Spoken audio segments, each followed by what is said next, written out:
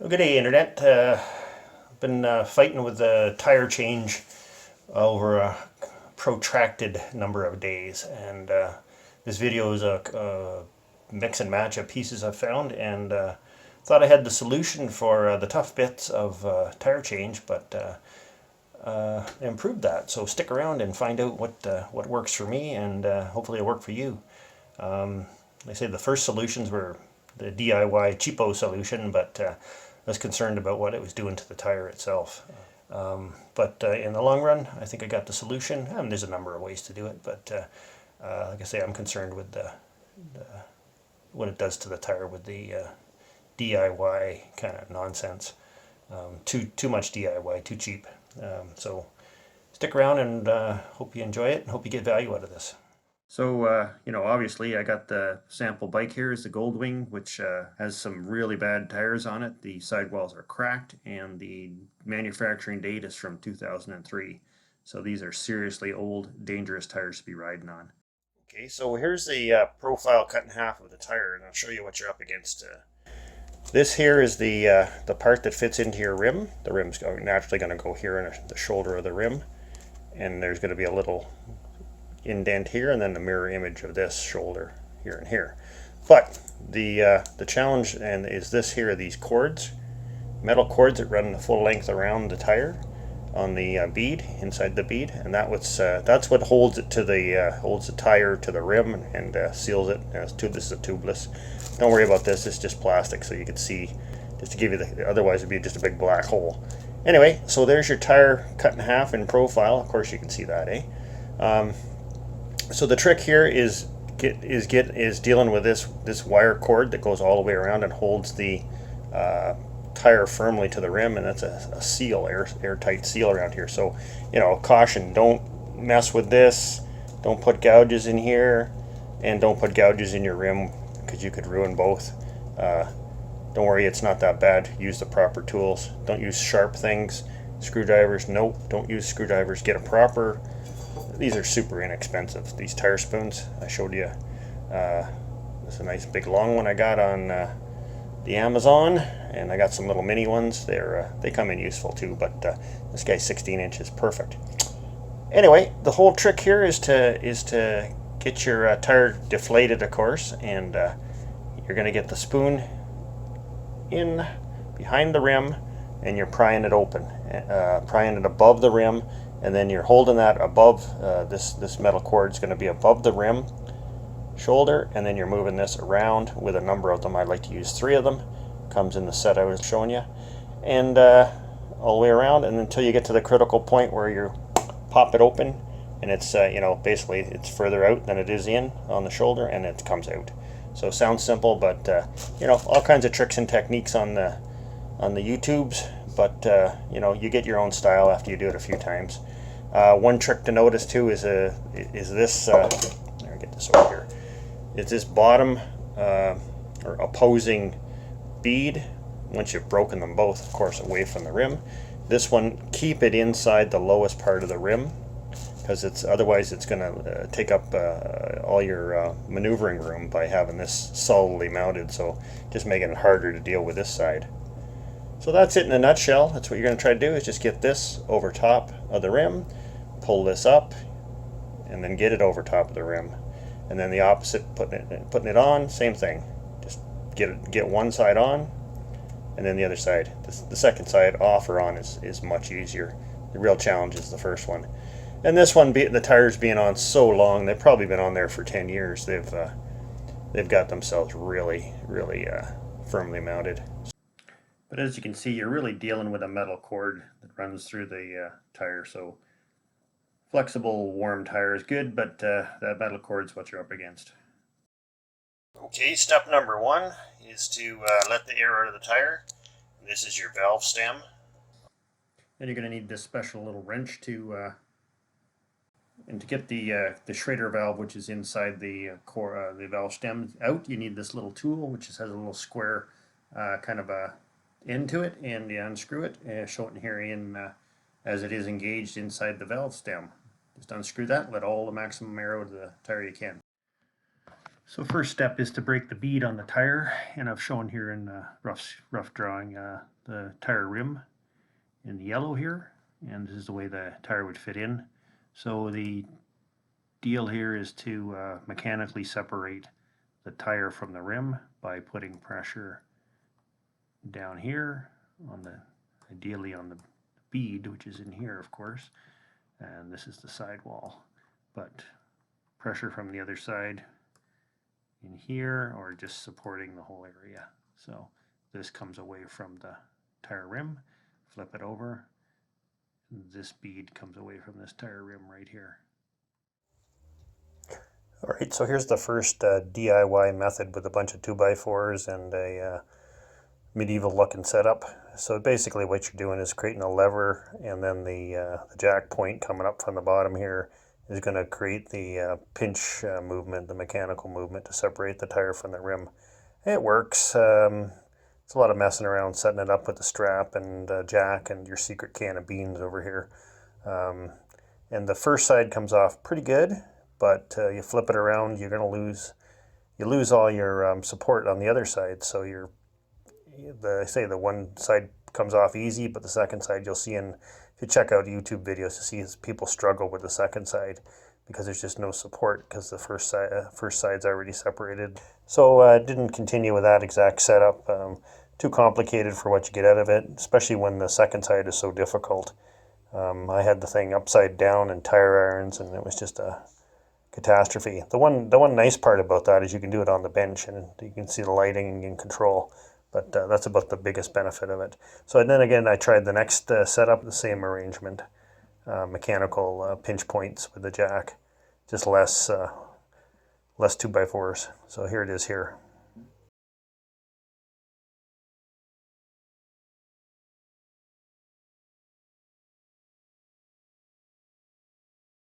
So I added a longer piece of 2x4 underneath the bottom here. This is showing the second side with the same method, but you can see that there's a lot of messing around and a lot of opportunity to nick the rim. And my biggest concern here after seeing the wow in the tire was all the deformation of the tire. You can see it in the picture there where the clamp goes. It's getting deformed there, and then on the back side it's getting pressed flat, and then of course like I said, this is the second side. It doesn't go as good as the first side because things just aren't solidly mounted anymore. So just going to skip forward here to the having the tire on and on my jack stands, which is my truing stand for the DIY guy. I'm rotating the tire around here and seeing some pretty horrendous out of round condition, sidewall run out. I don't think that was caused by the compressing with my I don't think that was caused by compressing the tire with the jack, because this tire was put on brand new, and first time around it had a wow in it that came out, but the second time this wow is permanent. So could have been a combination of a bad tire and using this method. So that's why I moved on. So I went out and got these guys, Motion Pro Bead Pro Heavy Duty FS. Okay. So these are the lighter ones are made for traveling. I guess you'd take them adventure biking or whatever. These guys are made out of forged steel with a light black coating that rubs off as usual, and 16 inches long. So they're fairly heavy. You're not going to take these on the road, but they have an aluminum version. So these were aluminum versions are shorter too. So pick these guys up and give them a try, and they didn't work out of the box, I'll tell you. You have to mess around and figure out the trick that they need to work perfectly, and I'll show you that in a minute. Arrangement is to have enough leverage to push in these teeth, this fork, to the rim, because the common complaint with these is that you press it down and this pops away from the bead and the rim position and goes to the sidewall and doesn't put the force you need in there. So angle like this, or any position where you can get leverage to push down against this fork bit against the rim. That's the technique. So you don't even have to be all the way in there the first time or any time, because I'll show you this guy in place and just keep pushing down. So That's amazing. Difference. Just pops right off. So I know what to say. That's my trick.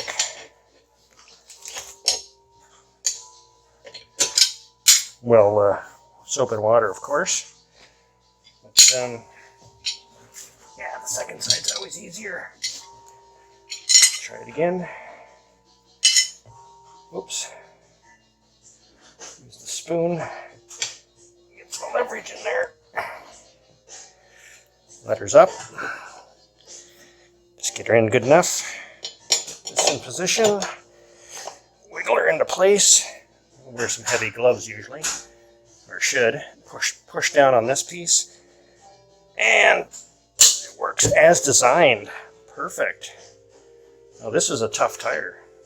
It's not like a little skinny tire off a dirt bike for front tire. That thing was a challenge, but I think that's a technique with these Bead Pros. And like I mentioned, the concern I have with the other techniques is what damage you might do to the tire. You never know what's happening inside. So I don't want to go too far, but these are, for the price, they're a pretty good deal to put in your toolkit, I'd say. You do one set of tire changes yourself, you save enough money easily to buy these. And you're set, especially using this technique, which is push it down into the rim, get this guy in here, keep wiggling it around, and keep pushing down. And these forks stay in the right place on the bead and put the pressure on. Otherwise, all the forces are just going all around the wheel and somewhere else where you don't want them. Nice. All right, we'll try the Bead Pros to take this off, but you really need 3. So I've got this one from either set. And technique I use, get them pretty far apart.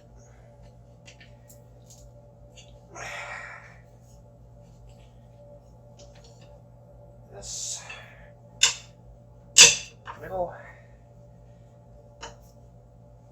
this guy over, this guy,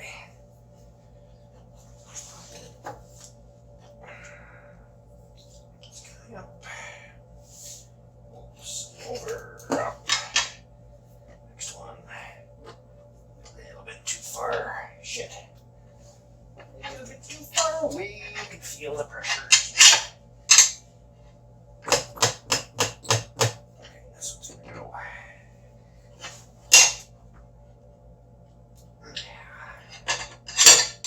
These aren't as good as these at all. Nope.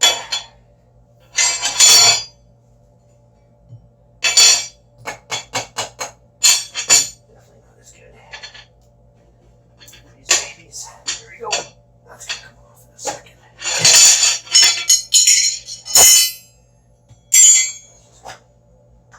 Peel right off.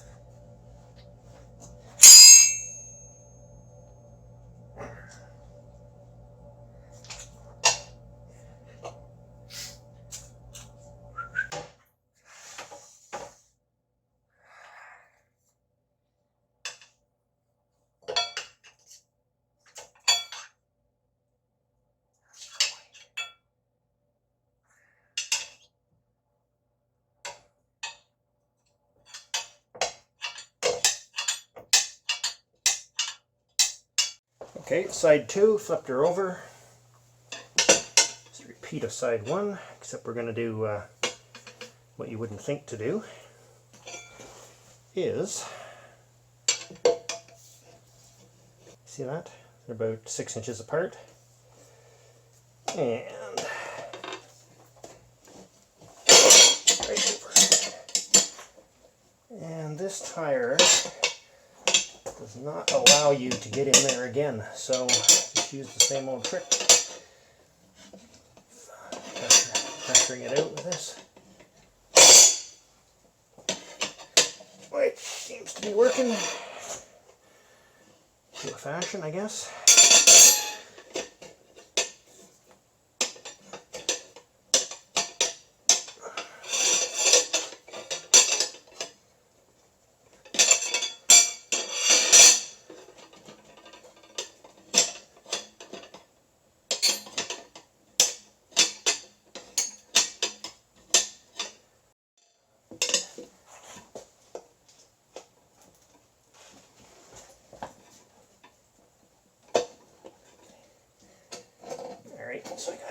here.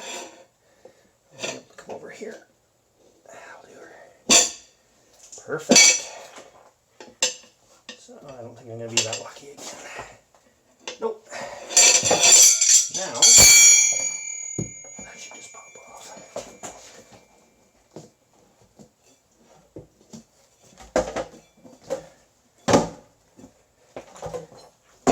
There we go. Just knocked it right out. Perfect. Yeah, I just got the rim floating around inside the tire.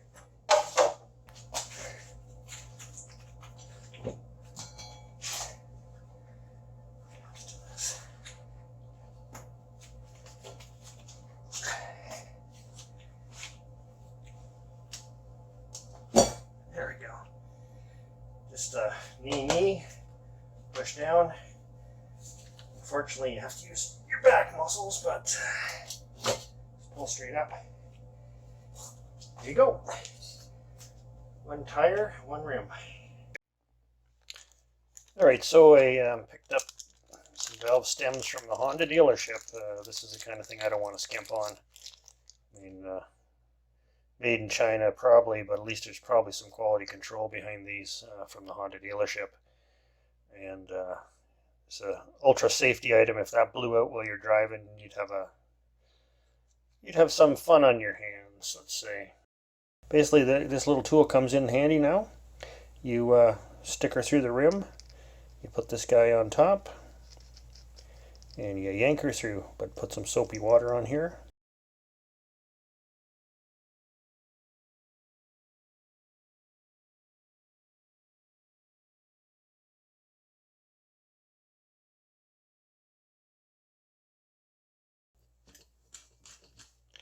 And just pull her through.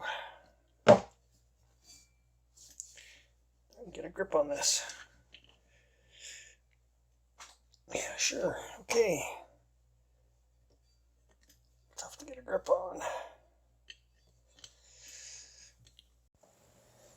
Okay, that pull through is a little stiff, but there's a little shoulder here. Just make sure you got that showing all the way around. And because I got this double disc and you got no room to maneuver.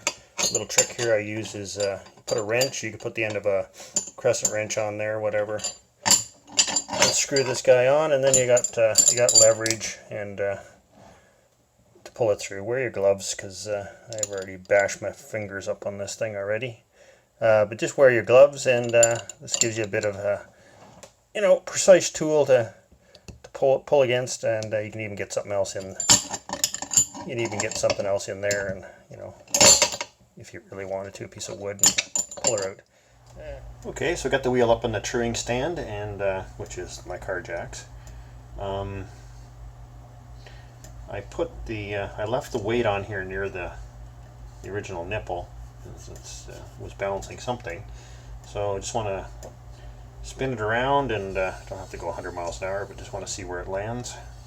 Ultimately, what we're looking for is to mark the heavy spot and to put the tire with its red dot or yellow dot, whatever dot they use, that marks the heavy spot on the tire, so we put them opposite to get the initial balance. So let's just call that the bottom there, the heavy spot this time. At least that's where it stopped. Try again.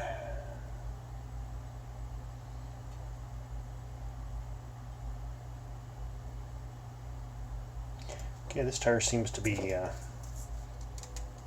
pretty good balance with that one weight on there, or at least the rim.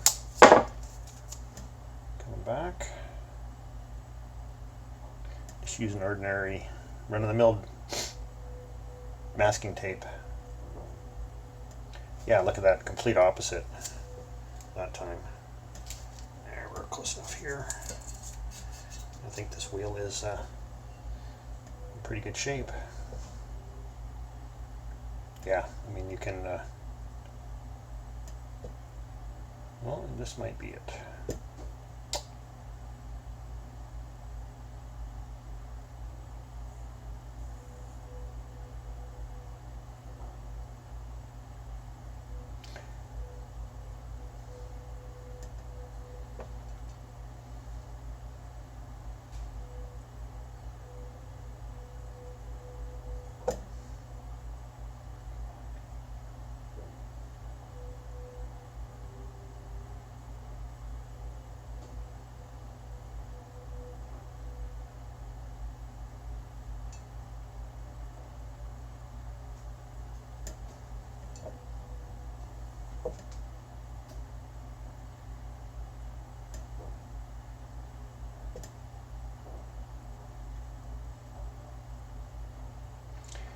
And in this setup you got some drag from the bearing, so that's just what you're going to get.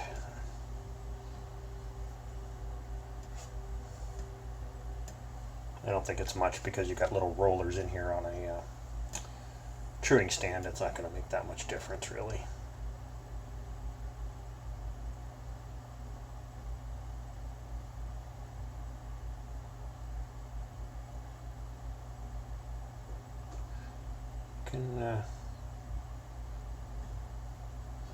Usually if it's really out of balance, you'll notice it just sink to the bottom, but if there's any, well, that might be the heavy spot, but then again it's stopped right there again. Oh, there it goes.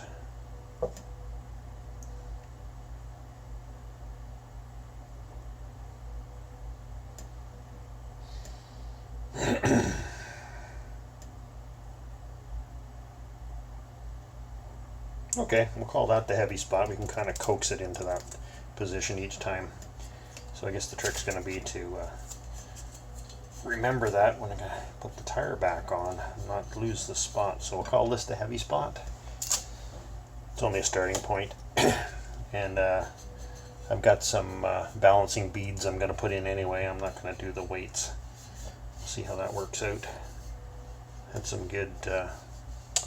well, a bit of a fail with the glass beads, but then the tech support there was really quick and responsive and gave me the solution. So that'll be another video. I'm going to have to do that in the spring when I get the bike on the road. It doesn't make sense to put it in and not be able to test the results. But you might as well get this in the best balance you can. And like I say, that is theoretically the heavy spot. And if you just went by the old rule of thumb, you know, there's the nipple, and you'd put the heavy spot of the tire here, so you'd be, you know, 90 degrees out of phase with where it really is. So that's a good trick, like that.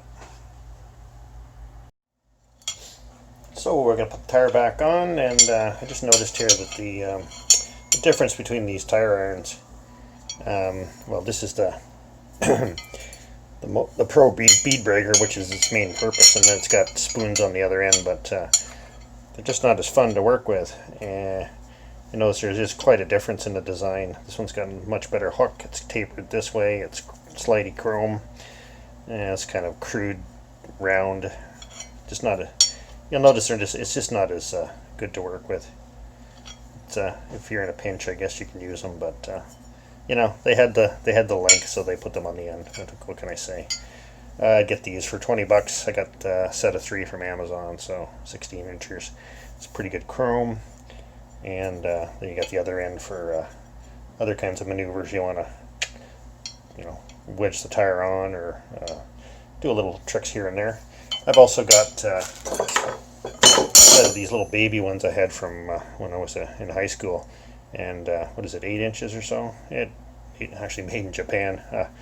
That's old. So these work too. They're, you know, have them around nearby when you're working on the tire. And then you know, I use a set of 3 for the big ones, but you can always just grab this little guy if you just have a little bit to do, or, you know, putting the tire back on. You've seen this shocking pink.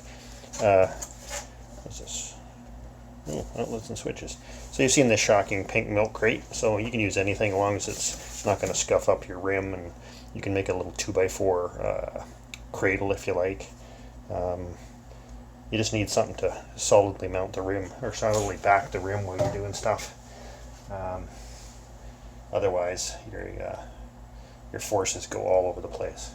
Just one thing to note here is that when you're messing around with the axle and whatever, watch out for these little parts and spacers and bushings and lock washers that go on the bike, and then take a note of where everything goes. I noted this flat spot is definitely on the right hand side, opposite to the speedometer mechanism. So just to note, because you wouldn't want to lose that piece or something critical in between and have too much play.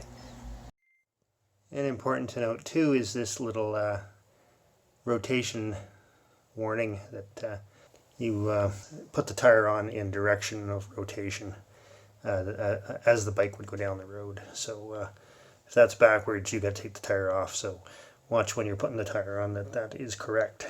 Just a quick check. We had the low spot, or the heavy spot on the wheel over here, and directly opposite we've got the, in case a yellow dot, meaning the heavy spot on the wheel for the wheel itself for the manufacturer. And just solid cradle, milk crate, tin can with a protection or a plastic bucket, whatever. It's got to be stable, eh? That's all. So I'm going to give this a try. This trick with the pull ties. These are 2-footers, pretty heavy duty, and yeah, I can reuse them. Just get the screwdriver in there, or release the thing, and we'll give this a try. Since putting a tire on is always a PIA, big time. See if this helps at all. But as I mentioned before, you got the steel bands in here. I can't see this is really helping too much. And the videos I've seen, they get it all strapped up, and then it looks like they're using the tire irons anyways, and struggling quite a bit. So.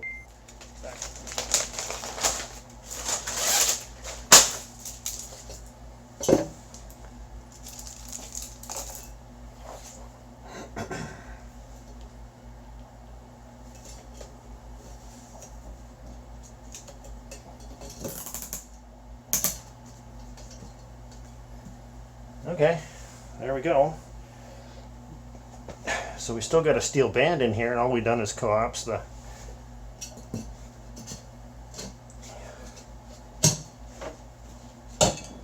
maybe we put 2 on at the same time. I don't know. Where's our okay, let's see.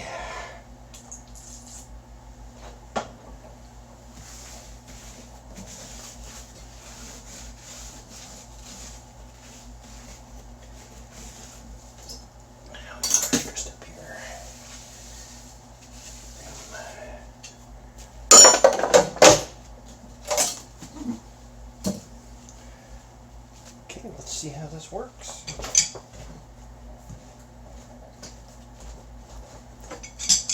I do get it.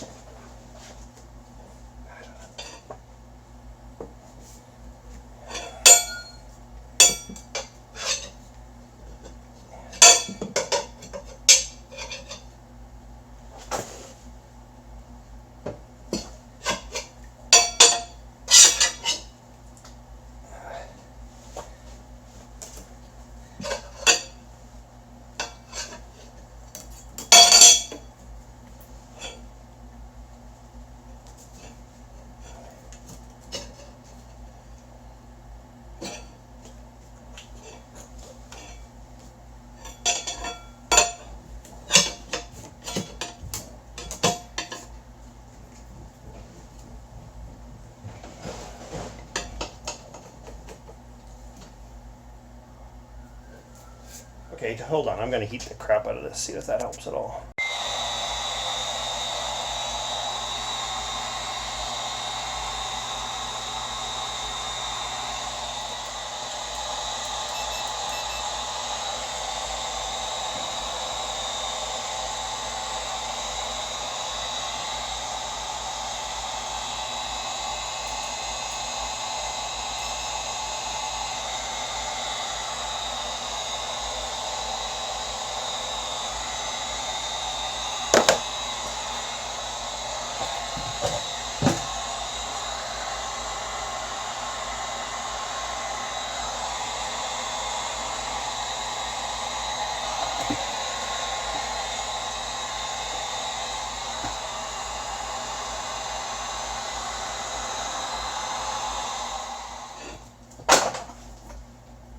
Hey, that'll work. Yeah, hey, look at that. Well, look at that, eh? Maybe this will work. Get her under there, and well, it's going in the right direction. Oh, boys. Getting that on film.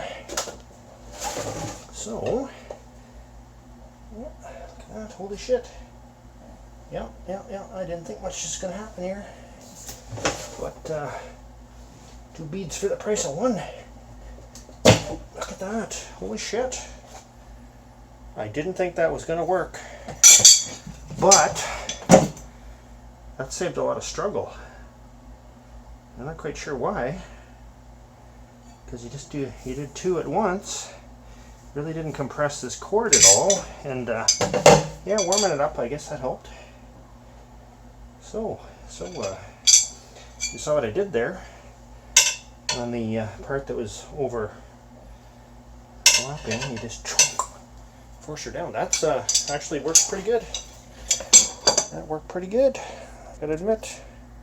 So that didn't work. They're all so cheaply made that it broke when I tried to release them. So good try. But for the sake of 6 or 7 pull ties, which were cheap enough, that was a pretty good trick. I'm surprised. Okay, we're going to set the bead now, and you can see the gap in here is going to just let air fly out. So here's a neat little trick. Put a strap all the way around the wheel, cinch her up. That'll push out the sidewalls, the beads, and yeah, I got my little handy dandy device ready to go. I'll show you how that works, and that's just in there to keep the wheel from spinning because this weight's up here, and keeps everything in the front.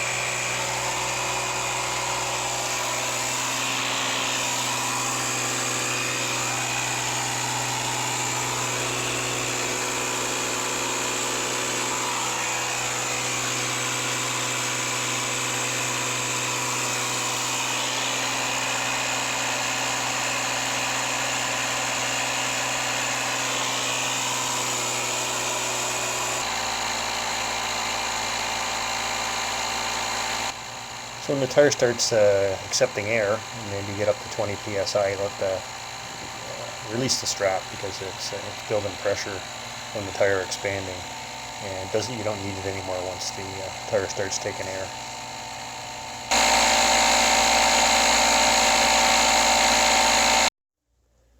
Alright, so she just popped a big loud popping sound. Didn't get that on film, but good thing to do here is just give her a coat of soapy water. Make sure there's no leaks on the rim. This is the time to find out. Better now than later. And I give the this guy a little shot of water, soapy water, sorry. See, it's not leaking. Be bubbles there if it was. And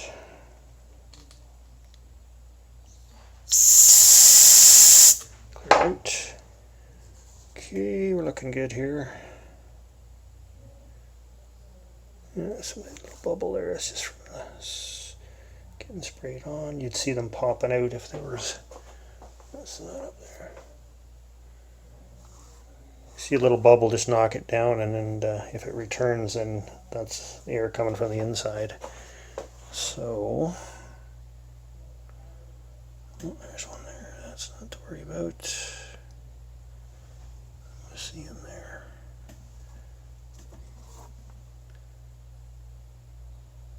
Nope. That's good. All right, looks good. Okay. It's again my handy dandy little tool there. Boy, I like that thing. Man, oh man, I'd be going to the gas station without that. In the trunk of my car. This tire in the trunk. That would suck. Okay, just to wrap her up, I think I learned a lot on that that little adventure. Definitely, you know, the old stuff. Have the right tools: the soapy water, your stand for your tire, some kind of tire irons. But I definitely recommend getting the 16 inchers and have 3 of them, and also the Motion Pro bead breaker. The thing's worth its price for sure. And like I mentioned before, the tire inflator, the portable battery doohickey, I'll put a link to that stuff down below. And then check for the heavy spot on the wheel bare rim. That's a good idea because conventional wisdom says put it opposite to the valve stem, which is not always the case. And then that final trick for putting on the tire is with the pull ties. I realize what's happening there is that you're not fighting the other side of the tire in the way while you're trying to put it on. So it's all together in one piece, and it goes on as one unit. And then the other bonus is you don't have to pry over with the spoons or the tire irons. You get under the rim and kind of like a leverage motion down, and both go on. So that's a super bonus. So I definitely do that one again. When you got the tire on there, check for roundness. I was surprised to see that thing. I just noticed it because it was so extreme. Okay, so if you want some more information on tires, like specifically the question is, should I replace both tires at the same time? Check out my blog post at newtouringrider.com, and you get the answer. And the quick answer is no. And we'll talk to you soon. Bye for now.